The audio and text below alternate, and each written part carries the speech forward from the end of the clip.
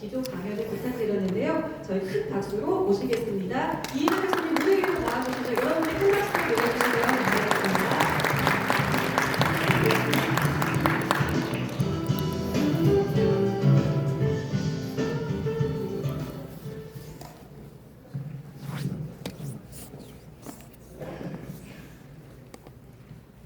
네, 안녕하세요. 방금 소개받은 서울대학교 이인호입니다. 반갑습니다. 저도 오면서 이렇게 추운데 사람들이 올까 이랬는데 기후였어요.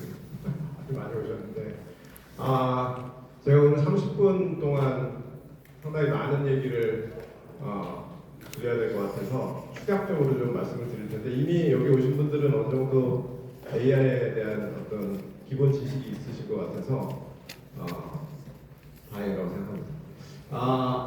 요즘에 그 AI가 트렌드를 거의 따라잡았다고 생각을 하신 분들이 꽤 챗GPT도 이제 나는 마스터했지 뭐 그리고 잘 쓰고 계시는데 갑자기 이제 피지컬 AI가 어쩌고저쩌고 해가지고 정신들이 좀 없으신 것 같아요. 근데 아주 굉장히 빠르게 움직이고 있기 때문에 그러니까 인류 역사에서 이렇게 기술이 사람의 일생을 혹은 그 생활이나 기업이나 전반 사회 전반을 막 뭐라고 할까요? 해집어 엎는다고 그럴까요? 그런 기술이 나오면 상당한 시간 동안 정착하는 데 시간이 걸리고 인터넷도 그랬고 여러분 생각해 보시면 그런데 이 AI는 좀 틀린 것 같아요. AI는 너무나 빠르게 흡수가 되고 또 너무나 빠르게 새롭게 기술이 업데이트가 되고 있기 때문에 이게 어떻게 적응을 해야 되는지 트렌드를 예측한다는 것도 지금 변수가 너무 많고 너무 빠르게 움직이기 때문에 좀 그 당황하시는 분도 많고 국가들도 우리나라를 비롯해서 여기서 뒤처지면 안 된다는 기업은 마찬가지지만 뒤처지면 안 된다는 약간 불안, 공포 이런 것도 있는 것 같고 개인도 대학에 가보면 학생들이 굉장히 그런 것 같은데 제가 볼 때는 좀 변하지 않을 가치나 이런 것들에 좀 집중을 하면 지향점은 아주 분명하게 남아있는 것 같거든요. 그래서 너무 이렇게 나오는 트렌드들이 사실은 이제 좀 제가 말씀드렸죠. 과장된 것도 좀 있고 그 실리콘밸리의 빅테크 회사들은 당연히 과장을 해야 투자를 받기 때문에 과장을 최근에 보니까 일론 머스크가 나와서 3년 안에 의사 다 없어지니까 의대 보내지 말라고 막 그런 걸 포함해가지고 그래서 뭐가 이게 과장이고 뭐가 과장이 아닌지는 이게 여러분이 다 판단하셔야 되기 때문에 이제는 진짜 개인이나 기업이나 국가가 주관적으로 독립적인 판단을 하게 되게 중요해졌습니다. 그래서 앞으로는 이제 피지컬 AI가 되게 중요해질 것이라는 얘기를 제가 좀 하려고 하는데요. 그게 왜 그런지 그리고 피지컬 AI라는 게 뭔지 왜 지금의 AI로는 뭐가 안 되는지 그런 것들을 좀 말씀드리면 트렌드가 좀 보이지 않을까 이렇게 생각해서 그런 얘기를 좀 해보도록 하겠습니다. 지금 그 컴퓨터가 굉장히 빠르게 발전을 했다고 하지만 지금 AI 속도만큼 그렇게 빠르게 발전하지 않았어요. 잘 아시겠지만 제가 대학생 학부 때만 해도 컴퓨터 한번 부팅하고 그 스위치 키면은 아마 기억나시는 분들 있을 텐데 한참 기다리고 커피 끓여오고 뭐하고 해도 아직도 부팅이 안 되는 그런 시대를 살다가 지금은 몇 초 안에 부팅이 안 되는 사람들이 못 기다리고 막 그런 시대가 됐죠. 그래서 처음에 컴퓨터라는 거는 지금 목적으로 사용할 그 목적으로 만든 게 아니에요. 컴퓨터를 처음 만든 사람은 수학자죠. 수학자들이 컴퓨테이션, 계산을 하려고 만든 거예요. 계산기로 만든 거예요. 여러분 그 나사에서 처음 사용하기 시작했던 그 IBM의 큰 컴퓨터 아시죠? 그 영화에서 나왔던 그런 계산기였어요. 근데 그 계산기가 지금 컴퓨터의 약간 원죄 같은 거예요. 계산기의 틀을 못 벗어나고 있는데 그걸 가지고 지금 인간의 지능을 흉내내려고 하다 보니까 이 무리수가 좀 있습니다. 무리수가 있고 그 무리수는 아마 인공지능 기술을 아주 잘 아시는 분들은 인공지능 지금 특히 이제 기계학습 기반의 인공지능이 얼마나 무리수를 두고 있는가 특히 전기 사용 관련해서 그 무리수 때문에 이제 또 돈을 많이 버신 그 젠슨 황님 같은 분이 계시지만 지금 컴퓨터는 그 서스테이너블 하지 않아요. 그런 식으로 자원을 막 낭비하면서 계산을 하는 거는 서스테이너블 하지 않고 가장 지금 컴퓨터라고 제가 말씀드린 게 이제 AI가 탑재된 컴퓨터가 어떻게 보면은 이제 아주 극단적으로 말하면 무용지물이 될 수 있는 그 상황은 현실 세계에 나와서 여러분들 옆에서 생활할 때 이제 문제가 되기 시작합니다. 왜냐하면 이 현실을 다룰 수가 없어요. 지금 이게. 그래서 현대자동차 공장에 로봇이 많이 들어간다고 지금 뉴스에 계속 나오고 있는데 글라스 그 로고 보셨죠? 그건 아주 좋은 초이스죠. 이 공장이라는 데는 벌어지는 일이 항상 똑같고 의외의 일이 벌어질 가능성이 거의 없는 환경이죠. 그런 데는 가능성이 있죠. 근데 이제 지금 뭐 휴머노이드 로봇 선전에서 말하는 여러분들 집에 와가지고 같이 가사 일을 하고 애를 돌보고 뭐 어쩌고 저쩌고는 그건 완전히 사이언스 픽션이에요. 지금 그럴 기술이 없는데 그걸 하겠다는 겁니다. 젠슨 황 같은 사람은 이제 피지컬 AI를 자꾸 얘기하는 이유가 그걸 하겠다는 거예요. 그리고 산업 현장에서도 공장이 꼭 자동차 생산 공장만 있는 건 아니잖아요. 자동차 생산 공장이나 그런 유의 공장들은 뭔가 이렇게 짜여진 스텝 하면은 항상 딱 그 정해진 물건이 나오는 그런 아주 규칙적인 그 생산 공정을 가지고 있는 곳이고 그렇지 않은 공장도 많아요. 그 장인이 중간중간에 뭔가를 판단하고 그래야 되는 곳에서는 지금 AI나 로봇이 쓸모가 없기 때문에 거기를 이제 넥스트 타겟으로 삼는 게 이제 피지컬 AI의 가장 큰 지향점인데 그리고 지금 AI가 피지컬 AI에 탑재돼가지고 진짜 여러분 곁에서 야 가서 빨래 좀 하고 와 그러면 막 빨래도 하고 그렇게 인간과 공생하게 되면은 사실은 그때가 이제 굉장히 큰 사회적인 변혁이 이루어질 때인데 아직은 기술적으로는 좀 요원합니다. 요원하고 제가 볼 때는 그 낙관론자들도 있고 비관론자들도 있지만 되기는 될 건데 지금 그 기술자들이 말하는 것처럼 그렇게 빨리 되지는 않고 그 휴머노이드가 나와가지고 사람처럼 움직이면 거의 다 된 거 아니냐는 착각을 하기가 쉬운데 그렇지 않아요. 그 짜여진 움직임을 CES 데모에서 하는 거하고 여러분 집에 로봇이 들어가는 순간 온갖 그 변화무쌍한 그런 걸 다루는 거는 완전히 다른 문제이기 때문에 그 기술을 이제 어떻게든 뚫는 게 지금 AI 업자들 그 기술자들은 큰 문제입니다. 그리고 사실은 피지컬 AI라는 로봇이라는 게 저 사람의 모양이 될 건가도 사실은 불분명해요. 사실 마지막에 말씀드리겠지만 진짜 로봇 전문가들은 휴머노이드를 그렇게 믿지 않는다. 저거는 그냥 기업의 사람들이 이 프라포겐다를 위한 데모용 로봇이지 실제로 로봇의 효용성은 꼭 사람을 닮을 필요는 없다는 게 로봇 전문가들의 견해입니다. 그래서 이제 차근차근 설명을 드려보면 이 스크린 여러분이 뭐 AI하고 일을 하려면 일단 스크린을 마주해야 되죠. 챗GPT한테 혹은 제미나이한테 뭘 시키려도 어딜 가야 됩니다. 가가지고 그다음에 뭐 해야 되죠? 언어를 써야 되죠. 언어를 써야 되는데 여기서 이제 이게 큰 어떤 장애물이에요. 생각보다 여러분은 뭐 문제 없으시겠지만 생각보다 AI는 많은 지식을 가지고 있지만 이 세상의 모든 지식을 자기가 다 소유했다고 할 수도 있죠. 근데 그 지식을 어떤 식으로 엮어서 어디에 어떻게 쓸지는 전혀 모르는 약간 저희 TV 처음 나왔을 때 바보 상자라고 불렀지만 이 바보 상자 같은 거. 그래서 다 알고 있지만 여러분이 그거를 아주 스마트하게 물어가지고 답을 꺼내지 않으면 아무것도 알려주지 못하는 그냥 약간 바보 상자 같은 거예요. 그렇기 때문에 당연히 주인이 굉장히 스마트하게 질문을 하고 언어 사용에 굉장히 능통한 그런 사람이면 AI가 날개를 달아주겠죠. 하지만 자기가 생각하는 걸 여기 막 어버버 하는 사람들은 생각은 있는데 말로 잘 못해. 그러면은 이게 무용지물입니다. 왜냐하면 언어를 쓰기 때문에. 지금 언어를 쓰지 않고 이 그림이나 이런 그 영상이나 뭐 이런 그 음악이나 소리나 이런 걸 가지고도 멀티모달하게 뭘 할 수 있다고 하지만 그 생성형 AI라고 부를 때 생성의 핵심은 언어예요.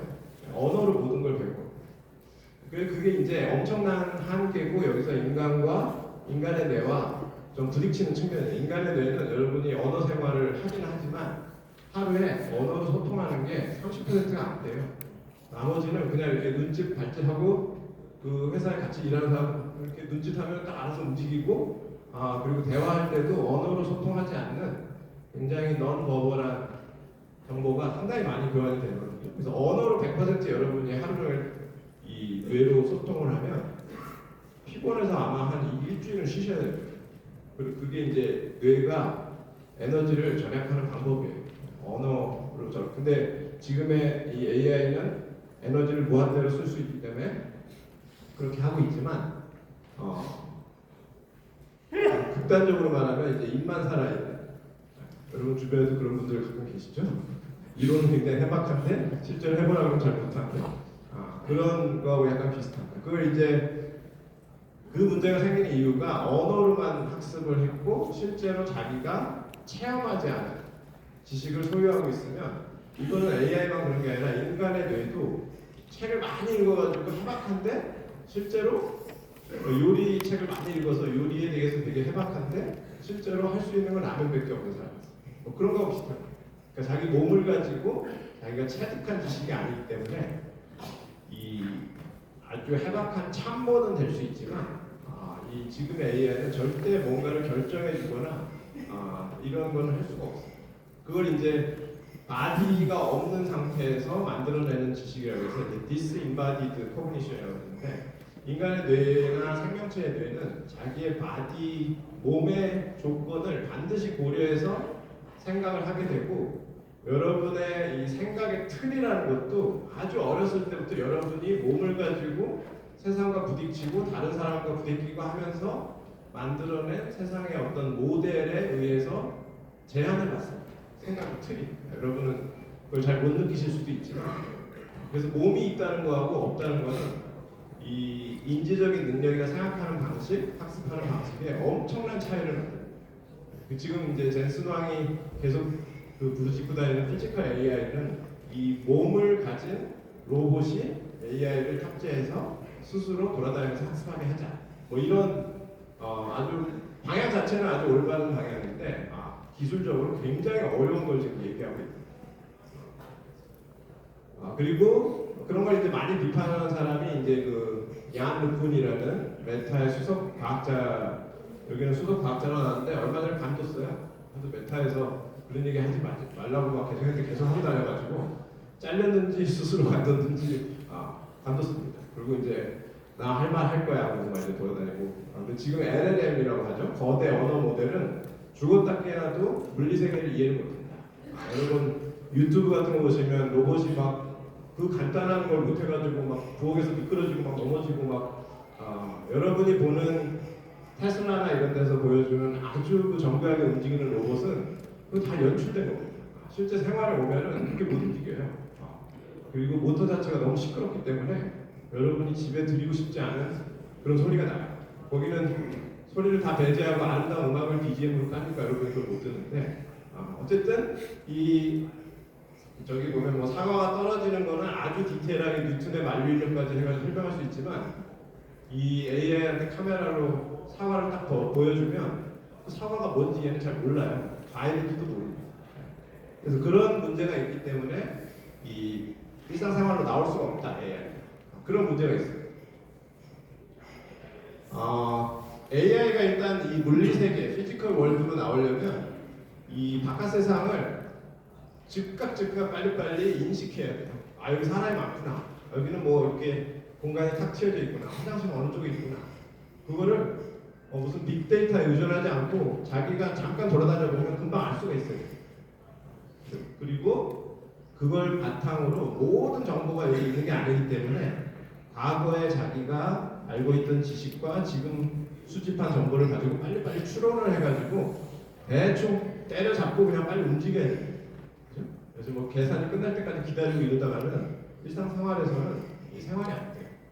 그 다음에 그거를 실제 몸의 움직임으로 옮겨야 되는데 이게 이제 그래서 여러분이 그 아틀라스 로봇이 아주 막 잘 움직이는 거는 지금 마지막에 저 액션 파트만 짜여진 어떤 프로그램에 의해서 움직이는 액션 파트는 아주 로봇이 인간보다 훨씬 더 아주 교묘하게 아주 움직일 수가 있죠. 아틀라스로 보면 막 360도 돌아가잖아요, 허리가. 근데 지금 안 되고 있는 부분이 인지, 추론 저런 것들이 저 액션하고 연결이 안 되고 있어요. 저 연결한다는 거는 거의 천지창조에 가까운 엄청난 걸 만들어내는 겁니다. 사실 그런 로봇이 만들어요. 그래서 현실의 그 시뮬레이션, 컴퓨터 안에서 시뮬레이션 할 때는 잘 하는데 현실에 딱 나오면 일단은 로봇이 이제 막 삐그덕거리기 시작합니다. 현실 세계에 나오면. 그 이유는 일단은 그 레이턴시라고 하는데 지연, 이게 여러분 그 내비 같은 거 가끔 이렇게 하다가 내비가 조금씩 딜레이 돼가지고 나오면은 굉장히 짜증나는 거 느끼잖아요. 교차로 벌써 나왔는데 내 내비는 뭐 교차로 진입하고 있고 이러면은 빨리 나는 이제 행동을 해야 되는데, 그래서 실생활에서는 뭐 30ms 딜레이 되는 것도 굉장히 큰 차이를 만들 수가 있어요. 근데 이게 통신으로 해가지고는, 그러니까 지금 AI가 계산을 해야 되기 때문에 서버에 연결해야 된다 그럼 딜레이가 있을 수밖에 없어요. 그래서 이게 온보드로 칩에서 바로바로 계산이 이루어져야 되는데 지금 빅데이터에 의존을 하고 있기 때문에 온보드를 하기 불가능합니다. 그래서 딜레이가 나올 수밖에 없고, 그 다음에 전기를 너무 많이 쓰기 때문에 여러분은 밥을 한 삼시세끼 드시면 하루 종일 움직일 수가 있는데 지금의 로봇은 사실은 충전을 아무리 해도 1시간을 못 넘기거든요. 그렇기 때문에 전력 문제가 있고 또 안전 문제가 있습니다. 그래서 로봇이 삐걱거리면, 그래서 막 이 중국 영상 중에 그런 게 많은데 이렇게 이상하게 움직이다가 사람을 친다든지, 그럼 이 다이 쇠팔이고 이러기 때문에 힘이 엄청납니다. 그래서 굉장히 위험해요. 그래서 이 안전 문제나 뭐 여러 가지, 그래서 밖에 내놨을 때 이제 사고가 나면은 그 책임을 져야 되기 때문에 절대 밖으로 지금 못 나오는 그런 상태입니다. 뭐 이거 제가 방금 말씀드린 걸 다시 말씀드린 거고, 그래서 이제 지금은 그 지능이라고 하는 기계학습 위주의 생성형 AI가 지능이라고 생각하는 소프트웨어라고 본다면, 이제 바디는 만들었죠. 아틀라스 보고 깜짝 놀랐을 거야. 이런 모습. 저런 게 있었나? 그죠? 그러니까 아틀라스 움직이는 거 보면은 약간 그 테슬라의 로봇은 약간 장난감 같이 움직이는 그런 게. 하지만 지금 문제는 기계학습 위주의 AI는 AI대로, 로봇은 로봇대로 완전히 따로 발달하고 있다. 이걸 커넥트 시킨다는 게 보통 일이 아닙니다. 그래서 그 부분이 앞으로 굉장히 많은 연구가 있을 거고, 또 로봇 회사나 AI 회사들이 거기에 굉장히 매달릴 겁니다. 그게 이제 피지컬 AI를 만든다고 하는 그런 큰 비즈니스의 핵심이고, 그래서 지금 그 피지컬 AI는 기본적으로 LLM을 사용해서 지금은 약간 트릭을 쓰고 있거든요. 여러분이 모두 이게 보면 막 빨래 개는 로봇 이런 거 나오잖아요. 그런 게 이 앞에 있는 게 빨래라는 걸 인식하는 과정이, 카메라가 빨래를 보여주면 그 빨래가 언어로 학습된 서버에 이게 뭐니 그러면 그게 빨래라는 건데 이렇게 갠단다 이렇게 하는 거 통신을 받아가지고 이렇게 하는 거예요. 근데 여러분은 언어로 그런 걸 하지 않아요. 그래서 여러분의 행동은 대부분 바로바로 보는 순간 나오지 언어가 그걸 매개하는 경우는 거의 없습니다. 사람하고 커뮤니케이션 할 때만 언어를 쓰는 거죠. 그래서 비언어적으로 자기의 움직임을 통제할 수가 있어야 되는데, 지금은 사실은 AI 쪽에서 그런 기술이 굉장히 낙후돼 있어요. LLM만 너무 발전을 시켰기 때문에. 그래서 저 부분이 굉장히 어려운 부분이고, 아까 얀루큰 같은 사람이 저 부분을 뚫으려고 하는 월드 모델이니 세계 모델이니 이런 말씀 들어보셨을 텐데, 그런 게 저런 세상에 아주 그 단순한 물리적인 법칙을 이해하게 만드는 게 지금 목적 중에 하나예요. 근데 여러분은 어렸을 때부터 온갖 사고를 치면서 이미 몸으로 이 세상은 어떻게 하면 다치고 어떻게 하면 안 다치고 어떻게 하면 다른 사람을 내가 다치게 할 수 있고, 저렇게 되게 웃기고 뭐 이상한 것 같지만 저 과정이 되게 필수적인 과정입니다. 그래서 어떤 물체는 내가 들이받으면 안 되고 내가 다치고, 어떤 물체는 들이받으면 제가 나가 떨어지고, 이런 이 물리적인 것들에 대한 법칙을 완전히 가지고 있어야 우리의 일상생활에 들어와서 우리가 같이 살 수가 있어요. 그래서 뭐 하이파이브 하자고 하이파이브 할 때 여러분이 힘이 어느 정도 있잖아요. 이걸 가늠을 하잖아요. 근데 로봇이 만약에 풀 포스로 여러분 하이파이브 했다. 그래서 다 뼈가 부러졌다. 그럼 누가 책임을 져요? 그러니까 이게 아무것도 아닌 것 같지만 여러분이 은연중에 가지고 있는 그런 것들을 로봇이 알게 한다는 게 굉장히 어려운 일 중에 하나입니다.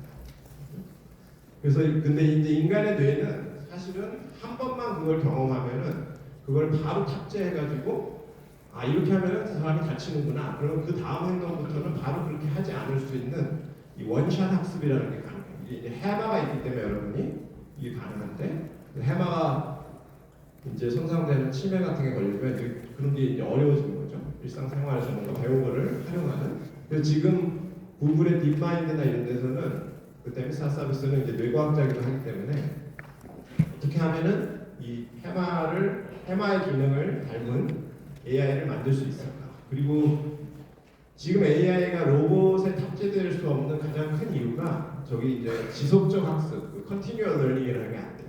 그러니까 여러분은 갓난아기 때부터 지금까지 계속 학습을 하고 계시고 앞으로도 계속 학습을 하고 그게 계속 쌓이거든요. 지속적인 학습이 되는데 지금 AI는 그렇게 지속적으로 뭘 학습시키면 순차적으로 앞에 있던 것들을 다 까먹습니다.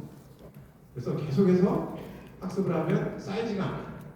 근데 우리 집에 와서 10년 일한 로봇이 옛날 일을 다 까먹고 또 엉뚱한 일을 한다.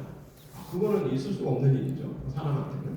그래서 노하우라는 게 축적될 수 없는 알고리즘을 가지고 있어요. 지금 기계학습이라는. 그래서 그런 면들도 해결하려면 사실 기술적으로는 산 넘어 산인데 굉장히 지금 그 LLM이나 이런 것들 발전하는 과정을 보니까 기가 막힌 칩들을 아주 회사들이 잘 만들어내기 때문에 꼭 뇌하고 똑같진 않더라도 아마 브레이크스루를 빨리빨리 만들어내면 가능하지도 않을까 그런 생각도 좀 들지만 아직은 지금의 알고리즘으로는 불가능하다.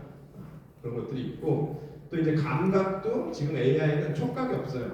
촉각, 지금 로봇은 촉각이나 후각 이게 여러분이 부지불식간에 굉장히 많은 감각을 이용해가지고 이 세상을 빨리 파악하는데 지금 AI는 99% 시각에 의존합니다.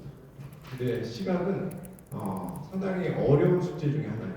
그걸 이제 상당히 뇌하고 다른 이상한 방식으로 풀어내는데 그것들이 현실 세계에 나오면 문제가 좀 됩니다. 그래서 아까 말씀드렸듯이 뭐 챗봇하고 얘기하다가 뭐 틀리면은 그게 뭐 대수롭지는 않은데 다시 물어보면 되니까. 근데 이제 로봇이 현장에서 뭐 하다가 실수를 하면 사람이 다칠 수도 있고 혹은 전체 공정에서 이상한 일이 벌어질 수도 있고 위험합니다. 그래서 이게 피지컬 AI라는 게 상당히 그 소프트웨어 하는 사람들한테는 완전히 문샷처럼 보이는 굉장히 어려운 기술이에요.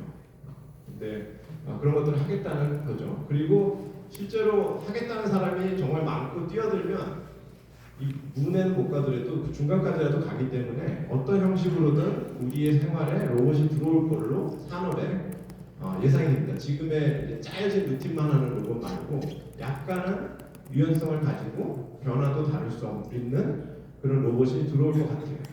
그런 데이터가 아마 현대 자동차나 뭐 울산의 제조업 이런 데서 컬렉트가 되겠죠, 계속해서. 그래서 가장 중요한 거는 여러분 이게 소비자 그 컨슈머한테 로봇이 공급되려면 가사 로봇 뭐 온갖 사실은 자율주행 자동차도 로봇에 해당하는데 지금은 그것들이 99%의 안전이라는 거는 사실은 별 의미가 없어요. 왜냐하면 1%에 내가 사고를 당할 수가 있기 때문에 그리고 사고를 당했는데 차 사고 같은 거는 죽을 수도 있기 때문에 그래서 누구죠? 그 일론 머스크가 젠슨 황이 그 자율주행 그거 보여주니까 저거 우리도 저기까지는 했는데 그 테일 쪽에 마지막 1%를 완성한다는 게 얼마나 어려울지 아마 이제 경험하게 될 거다 그래서 되게 비아냥거렸죠. 그게 사실은 빈말이 아닙니다. 그러니까 1%를 없앤다는 거는 상당히 어려운 일이에요. 그래서 그 부분이 아마 지금 마스터 하려고 되게 애를 쓰게 될 것 같고 어떻게든 로봇을 그러니까 말만 하는 챗봇이 아니고 로봇, 자율주행차를 포함해서 아주 스마트하게 맥락적으로 움직이는 로봇을 일상생활에 밀어 넣으려는 그런 시도가 뭐 중국은 지금 엄청나게 그걸 많이 하고 있죠. 그런 시도가 앞으로 적어도 제가 볼 때 한 반세기 동안은 계속해서 이루어지지 않을까 그런 생각이 또 듭니다. 그거는 뭐 인류한테는 좋은 일인 것 같아요. 왜냐하면 지금 그 태어나는 사람이 그렇게 많지가 않고 고령화는 계속 되고 있고 일할 사람은 필요하고 제조업도 계속해서 돼야 되는데 뭔가 스마트하게 움직이는 로봇이 있으면 고령 사회에서 돌봄 로봇도 가능하고 뭐 의료나 헬스케어 이쪽에서도 수술 같은 거 사실 로봇이 하면은 그 정밀도가 훨씬 높거든요. 근데 이제 수술방에서 일어나는 여러 가지 그 뭐라 그러죠? 다양한 상황을 지금 로봇이 다루질 못합니다. 딱 짜여진 프로그램만 할 수가 있고 그 다음에 뭐 위험한 전쟁이나 재난 상황 뭐 이런 뭐 불난데 들어가서 사람 꺼내오는 거 이런 거는 다 로봇이 하게 될 거기 때문에 로봇은 되게 필요해요. 근데 이제 저런 분야뿐만 아니라 일상생활에까지 들어와서 당장 지금 현대자동차 그 근로자들이 저 로봇이 나를 대체하는 거 아니야? 막 이러면서 되게 불안해하고 있다고 그러죠. 그러니까 일상생활에 들어와가지고 해버리면 여러분 책상에 걔가 앉아가지고 일을 하고 있다고 생각해요. 그러면 그게 좀 이제 어떤 다시 사회가 그거에 대해서 좀 생각을 해봐야 되겠죠. 그런데 아직은 뭐 저 개인적으로는 상당히 시간이 걸릴 거라고 생각해요. 그리고 이 라들리 그룹이라고 아마 아시는 분은 아실 텐데 그 로봇 청소기를 처음 개발하신 분이죠. 네, 로봇 분야에서는 이 갓파더 같은 분.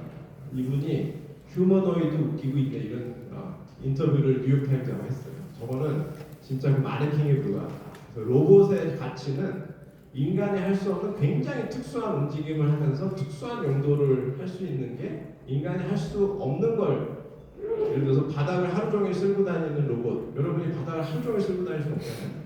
그런데 로봇이 필요한 거지 왜 인간이 잘하고 있는 걸 대체하는 걸 자꾸 만들려고 하는지 되게 비판하고 그 다음에 만들 수도 없고 지금 기술로는 불가능하다. 저거는 사이언스 픽션이다. 이런 촌철살인을 뉴욕타임즈하고 인터뷰하면서 날린 적이 있는데 그래서 로봇 저희 서울대학교에서도 이제 로봇 연구소도 있고 그런데 로봇 진짜 하시는 분들은 오히려 이 스페셜 로봇 있죠. 그러니까 특정 예를 들어 김밥만 자르는 로봇이 김밥을 거의 사람이 할 수 없는 수준으로 자르는 그런 로봇이 나온다든지 그러니까 뭔가 그 아주 특정 분야 도메인 스페시픽한데 그 안에서는 상당한 그 변화를 다룰 수 있는 그런 스마트 로봇 같은 거 그리고 뭐 소프트 로봇 이런 것도 개발하고 있고 그런 식으로 진화할 것이라는 게 더 현실적인 예측이고 휴머노이드 이거는 약간 약간 그 투자를 받기 위한 어떤 그런 쪽으로 해석하는 분들이 전문가들이 꽤 있어요. 그리고 아까 그 전력 문제 같은 것 때문에 네트워크나 이런 거에 의존하면 안 됩니다. 당장 뭐 화성에 달 탐사 로봇을 보내는데 전력 없죠, 뭐 네트워크 통신 불가능하죠. 자체적으로 알아서 해결해야 돼요. 그리고 로봇이 투입될 곳은 대부분 이런 아주 그 어려운 조건, 열악한 뭐 남극 탐험이라든지 이런 데 투입하지 사람이 편안하게 있는 곳에 로봇이 들어오는 건 제가 볼 때는 좀 말이 안 되는 그런 게 있어요.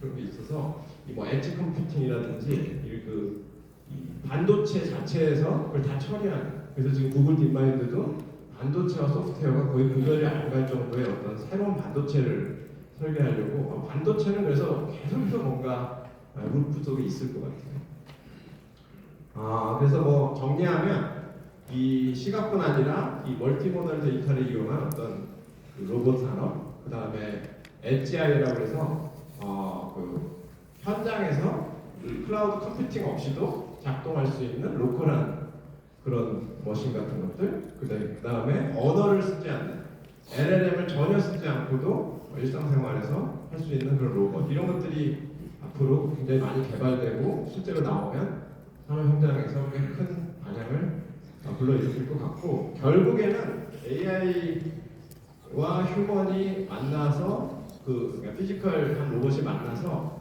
어떤 산업을 이루고 있는 분야가 반드시 나올 거예요. 지금 아마 자동차 업계가 그 부분 제조업 업계 거기가 이제 저 공통 분모일 거고 그게 더 이렇게 점점 벤다이어그램의 공통 분모 이 부분이 점점 익스팬드 될 건데 저 가운데를 노리든지 아니면 휴먼을 절대 대체할 수 없는 곳에서 휴먼을 노리든지 아니면 완전 AI만 할 수 있는 걸 하든지 지금 그런 식으로 이제 정리가 될 가능성이 있다고 조심스럽게 전망을 해봅니다. 네, 이걸로 제 발표를 마치겠습니다. 감사합니다.